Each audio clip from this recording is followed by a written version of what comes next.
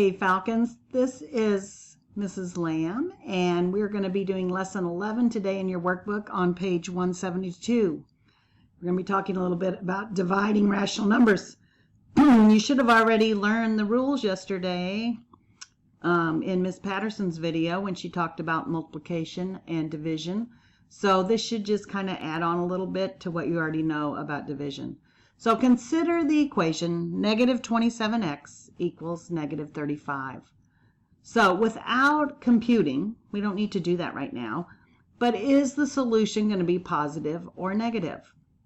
So basically you're looking at this and you're saying a negative times a what kind of number is going to give you a negative?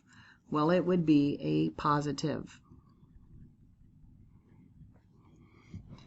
All right. Are either of these two numbers solutions to the equation?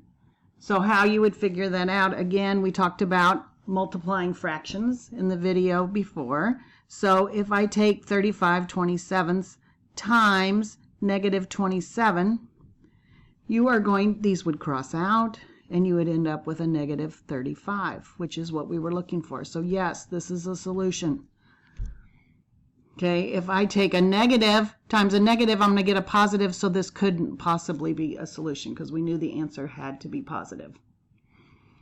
So quickly, I would like you to answer the following A through E on multiplication and division. You're just finding the missing values in these equations.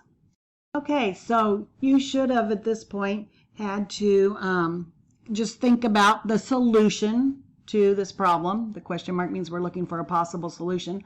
A negative times a positive should give you a negative.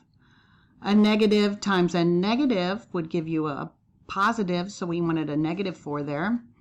Positive times a positive is how we get a positive, so we want a positive 4. A negative times a negative gives you a positive, so we wanted a negative 3. And a negative times a positive is how we get a negative, so it would be negative 3 again. So again, these answers that we have given are solutions to those equations. All right, next we are going to move on to 11.3, which is on page 174.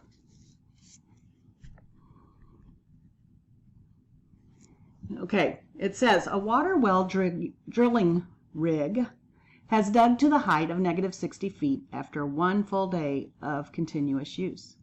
Assuming the rig drilled at a constant rate, what was the height of the drill after 15 hours? So since it's a constant rate, hopefully you thought of constant or proportionality. Oh, I can make a table. So here I would we're going to come down here to make our table. Let's go to the bottom of your page where you have a little bit of room. Okay, and what are we looking for? We are looking for how many feet they drill per hour. So we want feet, and we want time or hours over here. This would be your distance, right? Because it's going to be y over x, and we want feet per hour.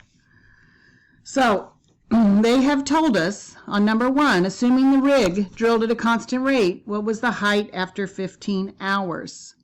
We know after a full day, it was negative 60 feet. So negative 60 feet after a full day would be how many hours? Well, 24 hours, right?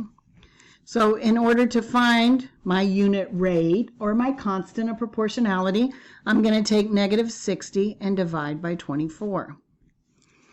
And when you do that, you get a negative 2.5. What does that mean? Why is it negative?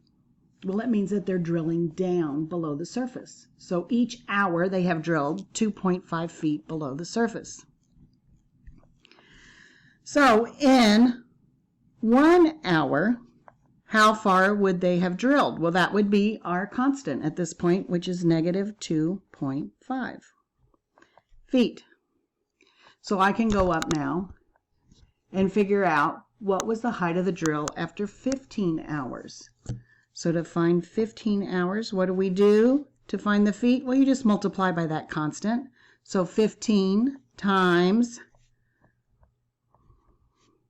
negative 2.5 would give me a negative 37.5 feet.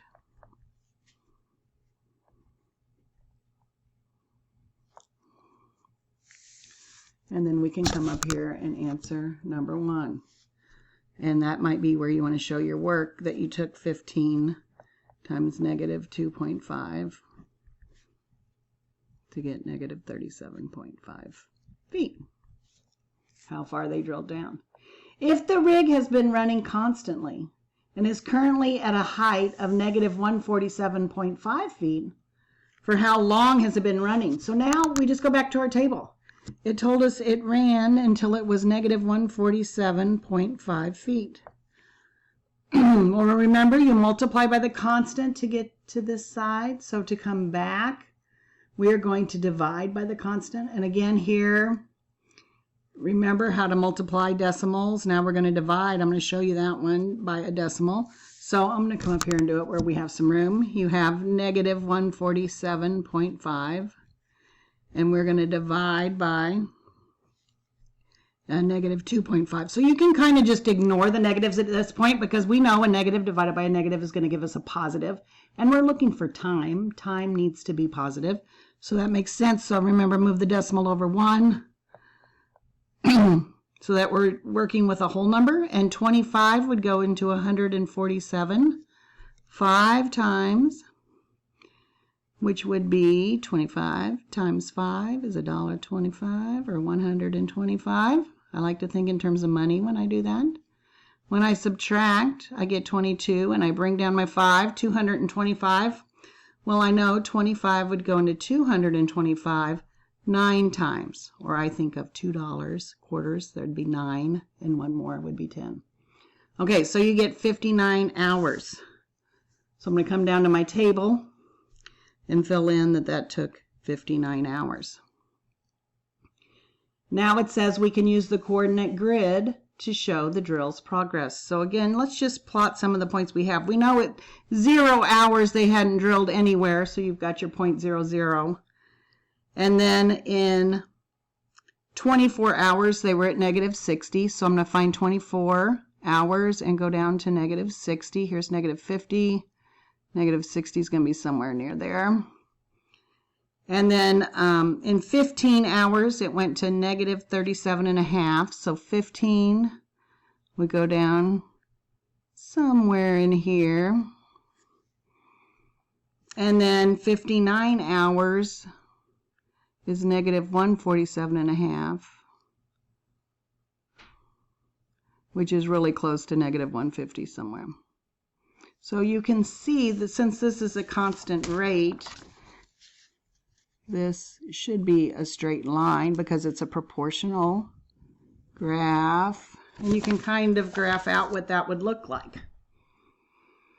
Okay, for this last question, it says at this rate, how many hours will it take until the drill reaches negative 250 feet? So again, I'm filling in on the feet side, negative 250, and I want to know how many hours that would take. So I can kind of look at my graph and guess. So at negative 250, it looks like it would take 100 hours. So that's one way to find the answer. I could also take negative 250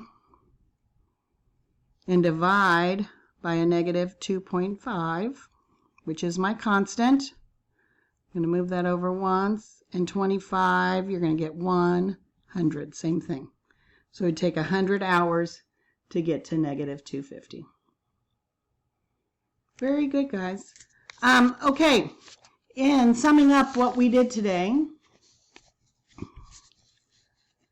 if you look at the summary on page 175 in your workbook, it's reminding you that division problems are actually multiplication problems. Every division problem can be rewritten as a multiplication problem.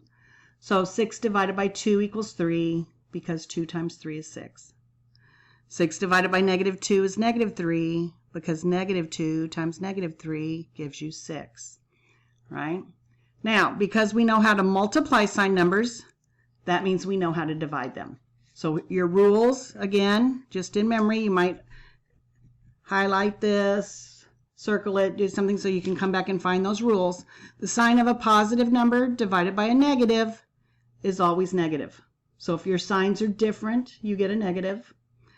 The sign of a negative number divided by a positive number is always negative. So again, these first two are just telling you different signs give you a negative answer.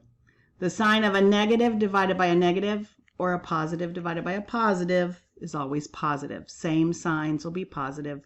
Different signs would be negative. Okay, and then remember how we solve those problems when you have a missing number and you solve for it? That's called a solution to your equation. For example, x divided by negative 2 is 5. I'm looking for what can I divide by negative 2 to get 5? And the solution would be negative 10. So that was just a term that we need to know in case you ever see a problem that asks you to find the solution. It means you're just looking for the answer. Okay, today your practice problems start on page 176. You're going to do 1 through 4. And then also number 6 has a question for you to do. You don't need to do B. You can cross B out. All right, 1 through 4 and then 6A. So have a good day, Falcons.